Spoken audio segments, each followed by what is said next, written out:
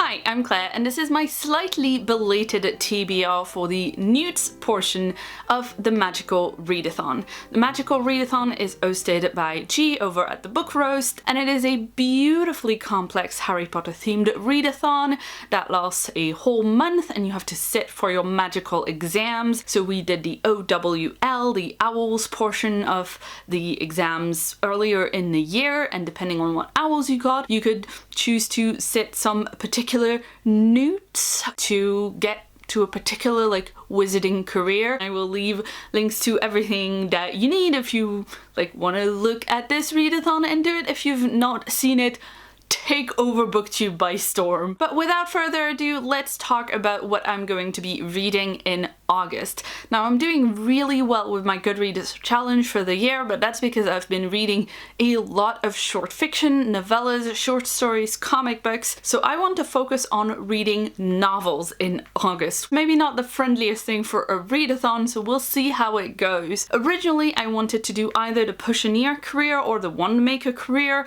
and ideally, really, I'd like to do both because there's a bunch of overlap between them, but I'm going to start with Wandmaker, and if I have time, I'll do the NEWTs for Pushaneer as well, because there is a lot that fits the prompts that I'm really excited to read, but also if I was going to do both, I'd have to read 140 pages a day in order to do it in 1 month, and that's not gonna happen. So let's go with Wandmaker for starters, and to qualify for the Wandmaker career, you need an O in Herbology, an E in Arithmancy, and an A in Charms, and those letters are the various grades that you can achieve at Hogwarts. A is for acceptable, E is for exceeds expectations, and O is for outstanding. And so because those are different grades, there are different prompts for each of those grades, and you have to do the prompts in that order. So you can't read the book with the outstanding prompt for Herbology before you've read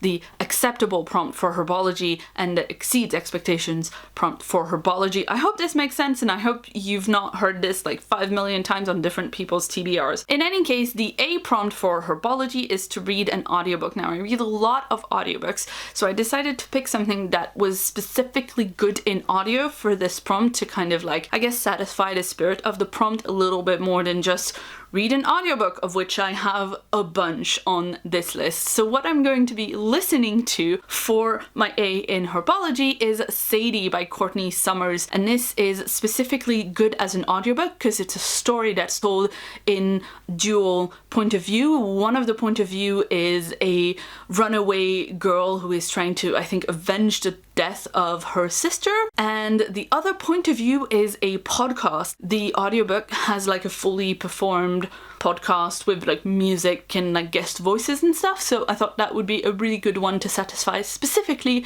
the audiobook prompt. Next, to get an E in Herbology, you need to read a book between 350 and 390 pages, and for this I am reading Top Marks for Murder by Robin Stevens. This is a middle grade detective novel, and it is 352 pages. I don't have a copy here because it is out, I think, tomorrow as I'm recording this, or something like that. I've got a pre-order in, so by the time that I finish reading Sadie, I'll have this lined up to read next. It will have arrived, hopefully. This is book 8, I think, in the Murder Most Unladylike series, and if you've been on the channel for a while, you've definitely heard me talk about these books because I absolutely love them, and there's not really any reason that I picked that one for the readathon except that it's out now, and I knew I wanted to read it as soon as it was out, so I managed to slot it in one of the categories, and hopefully it'll read quite fast because it's middle grade and it's also a mystery, so I always really want to get to the end quickly to know who done it. To get an O in Herbology, you need to read a book with a flower on the cover, and for the longest time I couldn't find a book with a flower on the cover on my TBR that wasn't The Priory of the Orange Tree, which I do want to read, but that's that's like 800 pages, so that's a bad idea for a readathon. In the end, I realized that the cover for We Set the Dark on Fire by Taylor K. Mejia also has flowers on it. It's just that because they're stylized, I didn't notice straight away. I'm really hyped for this book. It's got a boarding school, it's got an underground rebellious organization fighting against a tyrannical government, and our protagonist has to decide what it is that she wants to do with her life and to risk in order to, you know, topple the tyrannical government. It's also much shorter than The Power of the Orange Tree, so I'm quite happy with my choice. The A prompt for arithmancy is to read a book that ends on an even page number. And I struggled with this one a little bit. I kept going through all of my physical books, going like, does this end on an even page number? Because I weirdly found that a lot of the time I would look at Goodreads and find an even page number in the actual book, but then the story itself ended on an odd numbered page. In the end, I settled on Frankenstein in Baghdad by Hamid Sadawi. This ends on page 272, and I've been meaning to read it for a while now. It is a retelling of Frankenstein but in war-torn Baghdad, and it is supposed to be like really hard-hitting, really upsetting, as you would imagine given the subject matter, but I've heard great things from people who actually read it. So I'm really excited to read it, if a little bit worried that this might be one of those books that you need to take your time with and to like sit down and read a little bit like slower, so we'll see if it's good for a readathon or not. To get an exceed expectation in arithmancy, you need to read a standalone, and for this I've chosen The Raven Tower by Ann Leckie. I've been meaning to read this book since it came out, and I'm super excited to read it, even though, again, I'm not sure this is like very conducive to a readathon because it is written partly or completely in the second person. We'll see how this goes, but I generally trust Ann Leckie's writing, and I'm really excited to see what it's about. This one I think has been a little bit polarizing amongst people who have read it. Some people have loved it and some people have not really gotten along with it super well, so I'm curious to see where I fall with that. To get an A in charms, I need to read a book with a gorgeous cover, and for this I have chosen this edition of The Goblin Emperor by Catherine Addison. It has the most gorgeous foiling on it. Every time that I show it on the channel, I have to like keep myself looking at the camera rather than looking at the viewfinder because I just want to look at how pretty the book is, so I think it kind of fits. This book is about Maya, who is far down the line of succession for the Goblin Empire and never expects to be called to rule, except that one day he actually is, and it's about how he manages that and how people around him help him manage that. This is a book that so many of my friends love. I feel like I'm well overdue reading it. It came out a few years ago and I missed it at the time, and I'm really excited to catch up with this one. Now, if I did manage to read all of these books and qualify as a one maker, which I know is doubtful, but you know, maybe if that were the case, then I would also go for the career of potioneer for like a double career. And in order to be a potioneer, you need an outstanding in potions, obviously, also an E in herbology, which I would already have for one maker, an A in arithmancy, which I would already have for one maker, and an A in care of magical creatures. Now, in order to get an A in care of magical creatures, you need to read a book that starts with the letter A, and for this I've chosen a memory called Empire by Arcady Martin. This is another book that came out earlier this year that I really wanted to read, that's been on my pile and it's been languishing there, and it's basically this entire month of August is me trying to read up so many of the books that I meant to read earlier in the year and missed out on. And if you've not heard me getting hyped about this book before, it is about the ambassador for a small reclusive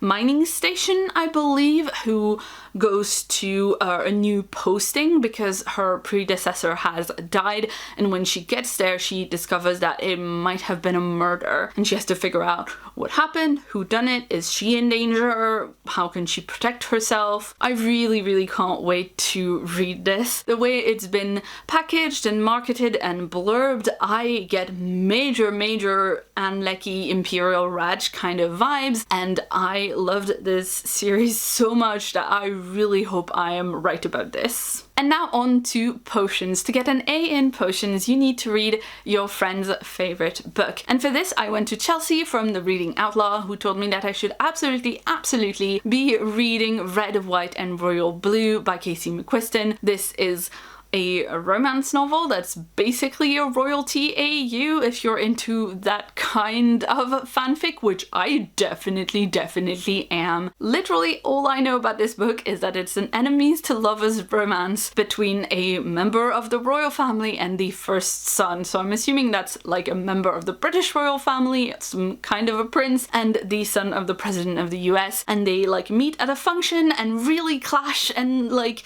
hate each other. Presumably as the book goes on, they get to know each other a little bit better, become friends, become more than friends. I'm so excited about this book. I had it on my most anticipated reads for the year, and now that it's come out and people have been reading it, I've heard such great things about it. And of course, it is one of Chelsea's new favorites, and that is quite an important recommendation because I definitely trust Chelsea's taste in romance novels. To get and exceed expectations in potions, you need to read a book in your house colors. I'm a Slytherpuff, so I was looking for a nice deep emerald green for Slytherin and a nice golden yellow for Hufflepuff. And that led me to Gods of Jade and Shadow by Silvia Moreno Garcia. I've been wanting to read this because I loved Signal to Noise, which was Silvia Moreno Garcia's debut novel, and I've read more from her since that I've also really enjoyed. I usually really love her world building, and this is about a woman in like 1927 Mexico who accidentally awakens the Mayan god of death and then has to go and do his bidding. That sounds pretty epic to me. And look at this beautiful cover. It's got the green, it's got the yellow. That's perfect for me for this challenge. It's also got the purple, and that kind of feels like, you know, not necessarily a house color, but like my Patronus. I mean, I know Patronuses are silver, but they're also make-believe, so there you go. And finally, to get an outstanding in potion, you need to read a book with a prologue, and that took me longer than I would have thought to find, because I read a lot of sci-fi and fantasy. I would have thought that on my shelves full of unread sci-fi and fantasy books, I would have something with a prologue on it. However, the first book that I found with a prologue was Educated by Tara Westover, which is non-fiction, but it has a prologue and I've been meaning to read it. And when I was asking some of my friends for recommendations of what I should read for the Read Your Friend's Favorite Books prompt, this also came up. So I was keen to try and make it work within this readathon, and I'm really glad that it did. I actually started reading this book on like August 1st because I was so excited to start with my NEWTs reading, and this was one of the books out of all of these that I was most excited about, except then I realized, of course, this is the book for outstanding, so I can't read it before I read the other ones. And then I also decided that I would like keep the potions reading for the end of the month just in case, so I didn't split my attention and fail at both of the careers. This, the fact that I've just started this and that it's so interesting, this I think is like my best shot at actually doing well at this readathon, is that I'm gonna power through everything else because I really want to get back to this. It's silly, but whatever works. So these are my grand ridiculous plans for the NEWTs readathon. I am filming this on the 5th of August. I've only just started the audiobook for Sadie earlier today. I'm traveling to Worldcon in like 7 days. It is going to be such a busy month, and I am 100% not going to get through all of these. However, if I can get through like half of them and start the other half of them, because I really like having multiple books on the go at the same time, then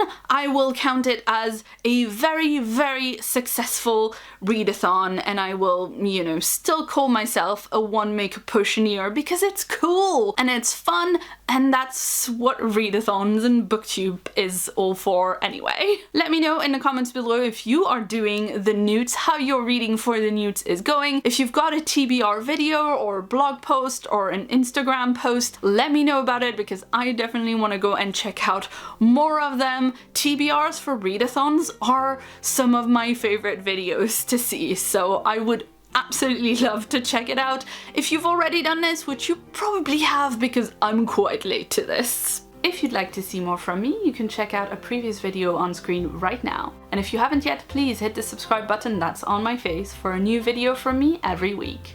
I've been Claire, thanks so much for watching, and see you soon.